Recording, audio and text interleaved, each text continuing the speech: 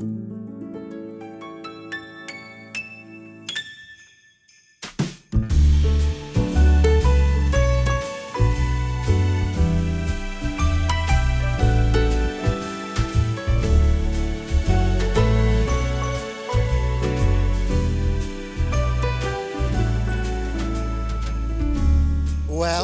mae'r Nadoilg ar fi'n cyrraedd unwaith eto, ond ydych chi'n barod? Wel, os ydych chi fel fi, mae gennych chi dal tipyn o waith i wneud, yd oes?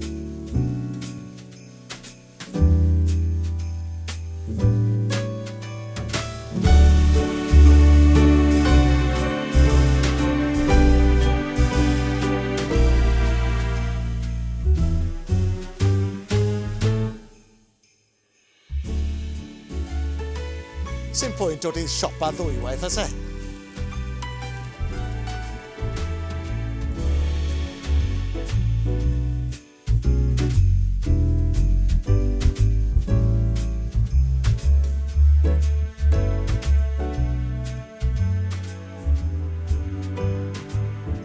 Oes, mae yna lot o baratoi yn digwydd ar hyn o bryd yn does. A be wy'n clywed drwy'r amser yw am un diwrnod yn unig. Yr holl lol, ffws a ffwdan a'r gost, wrth gwrs, am un diwrnod yn unig.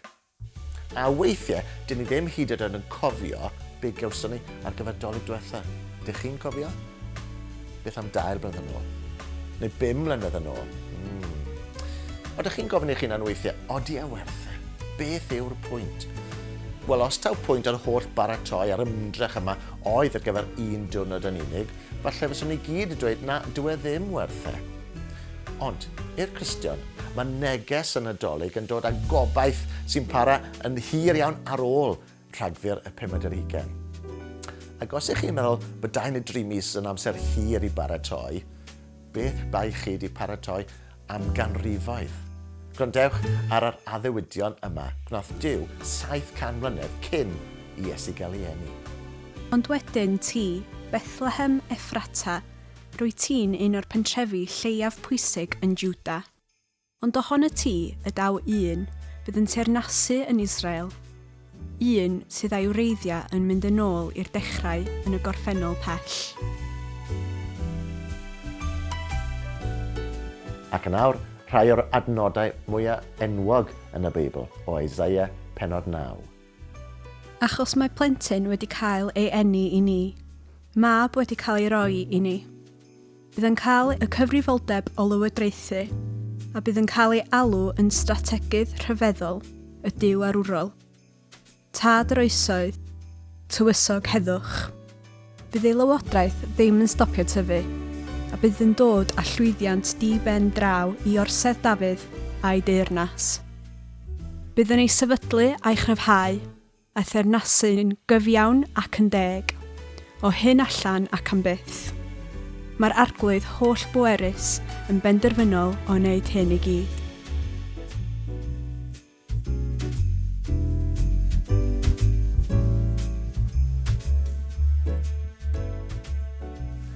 Mae rhain adnodau arbennig dydyn, yn rhoi gobaith i'r holl fyd ganrifoedd cyn i Iesu gael ei eni, ac yn addo y bydde Iesu'n cael ei adnabod fel tywysog heddwch, ac yn well na phob dim, bod holl baratoadau Duw nid am un diwrnod yn unig, ond am byth.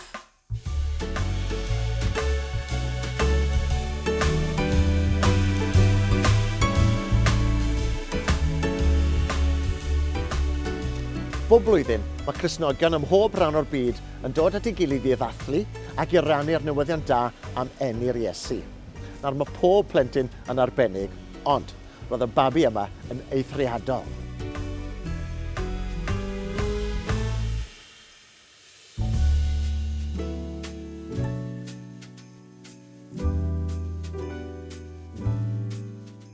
Roedd Joseph oedd yn mynd i'w phriodi yn ddyn da a charedig. Doedd o ddim eisiau gwneud esiampl ohoni a'i chyhuddo hi'n gyhoeddus. Felly roedd yn ystyried yn dawel fach i ganslo'r briodas. Roedd wedi bod yn meddwl am hyn pan gafodd freuddwyd. Gwelodd angel Duw yn dod ato a dweud wrtho, Joseph, fab Dafydd, paid petruso mynd â Mair adra i fod yn wraig i ti, a mae'r ysbryd glân sydd wedi gwneud iddi feichiogi. Bachgen fydd hi'n ei gael. Rwy ti roi'r enw Iesu iddo, a mae fe fydd yn achub ei bobl o'i pechoda.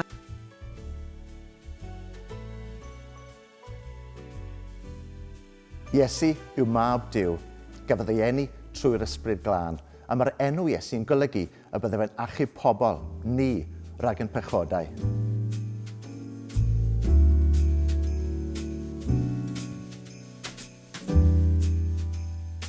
Ond, beth yw pechodau? Wel, pechodau yw'r pethau drwg yna sy'n brifo pobl eraill ac yn y pen draw yn brifo ni. Ond nid dim ond pechodau mawr fel lladd neu ddwyn, ond y pethau bach fel didcelwydd neu bod yn hunanol neu hyd yn oed cario clecs, pethau i ni gwneud drwy'r amser heb feddwl weithiau. Yn y pen draw, mae pechodau yn gwneud ni'n anhapus. Ond y peth gweitha yw i ni wedi colli'n perthynas gyda Duw. Mae wedi torri. A dim oherwydd Duw, oherwydd ni.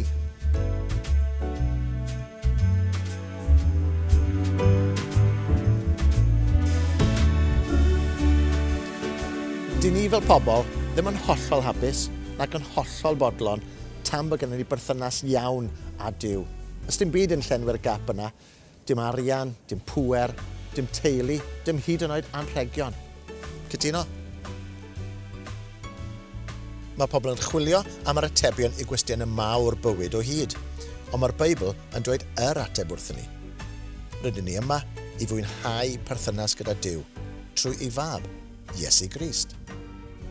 Fi ydy'r ffordd atebodd Iesu, yr un gwir a'r bywyd.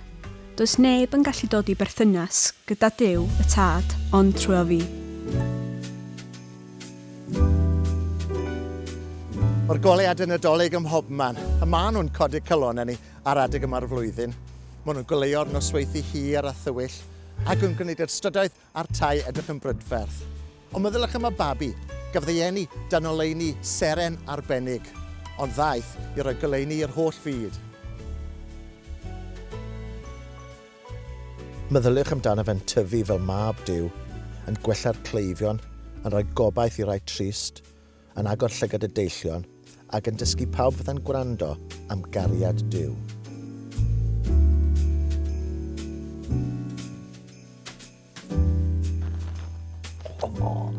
Fel pob anreg Nadolig, beth ych chi'n neud gyda fe sy'n cyfri?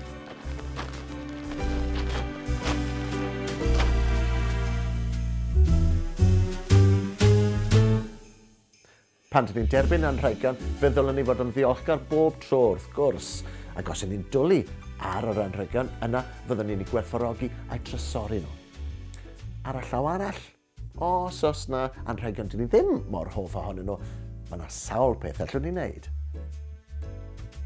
Allwn ni roi nhw i siop elusen. Neu beth am eu hailgylchu nhw trwy roi nhw i rywun arall Dolig nesaf. Weithiau, i ni'n rhoi nhw'n rhywle ac yn anghofio pob dim amdanyn nhw. Neu, beth am i gwerthu nhw ar eBay, neu rhywle tebyg. I mi, Duw Iesu yn sicr ddim yn anreg siomedig, oedd e'n rhodd i ni gan Dduw cariadus. Un o'r enwau eraill am Iesu oedd Emmanuel, sy'n golygu Duw gyda ni. Gwrandewch ar hwn o Ioan pennod 1. Daeth y gair yn berson o gig a gwaed. Daeth i fyw yn ein plith ni. Gwelon ni ei ysblander dwyfol. Ei ysblander fel mab unigryw wedi dod oddi wrth y Tad, yn llawn heilioni a gwirionedd. Nid ar gyfer un diwrnod yn unig mae Iesu, a mae nabod ei fel mab Duw yn gwneud pob Nadolig werth yr ymdrech. Dyna'r pwynt. Diolch Dduw am Iesu. A Nadolig llawen i chi gyd.